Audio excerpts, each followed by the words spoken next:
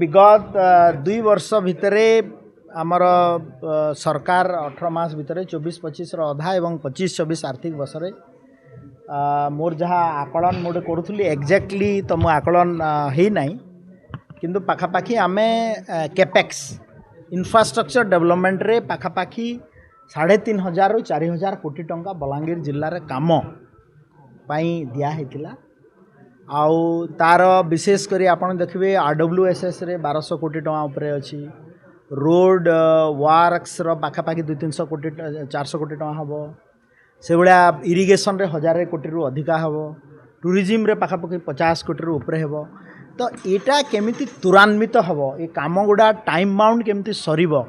बलांगीर रो bypass कथा हो ता सहित आमर एबे लोअर सुक्तेल रे पानी केमती लोके तलमुंड रे पाइबे ये सब कथा को लेकिन बलांगीर रो विशेष करी बड़ प्रोजेक्ट इंफ्रास्ट्रक्चर डेवलपमेंट रो विकास पाई आमे गोटे कार्यक्रम आज केते दूर जाइछि तार गोटे समीक्षा बैठक करा जाइथिला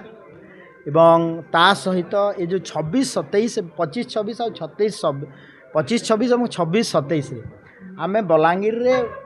बड़ एजुकेशनल इंस्टीट्यूशन 4टा आमे घोषणा करिछु गोटे डेंटल कॉलेज बलांगीर रे नर्सिंग कॉलेज बलांगीर रे इंजीनियरिंग कॉलेज बलांगीर रे एवं कृषि महाविद्यालय बलांगीर रे ता पई लैंड आइडेंटिफिकेशन फाउंडेशन स्टोन केमती करा जिवो डीपीआर केमती प्रस्तुत हेबो एवं ए सबु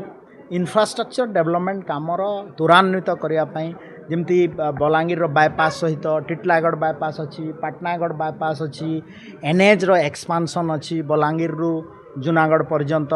ये सबू कार्यक्रम को आमे केमिति त्वरान्वित करिबा ता पई आज विशेष करी बैठक देखंतु बलांगीर गोटे एस्पिरेशनल डिस्ट्रिक्ट स्वतंत्र जिला हिसाब रे सरकार ताकू भारत सरकार मध्य घोषणा करिसंती सेहिति पई तो ये डबल इंजिन सरकार आसला परे आमे एति 5टा धरंतु एजुकेशनल इंस्टीट्यूशन हला एनएच रो डेवलपमेंट एक्सपांशन होबो ता सहित बायपास होबो टूरिज्म क्षेत्र रे रानीपुर झोरियल कथा कहंतु एबे आमे 33 कोटी टका देछि सरकार नृसिंह हरिशंकर पई 13 कोटी टका आमे देइछु तो ए सब कथा को आमे केमती आगो को नबा ता पई ए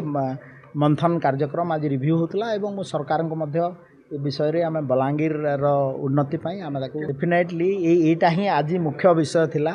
जे किए 20 21 22 23 रु काम करूची जे करूची से सरू ना स्ट्रिक्टली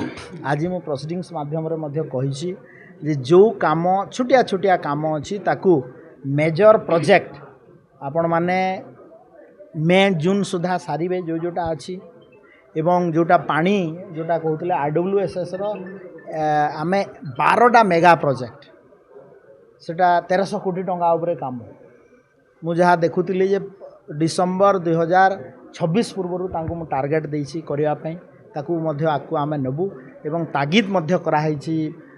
जे आपण टाइम बाउंड रे ए काम गुडा सारंतु एवं मु आशा रखुछि रेगुलर 2-3 मास भीतर रे थरे लेखा रिव्यू कले ए कार्यर प्रगति।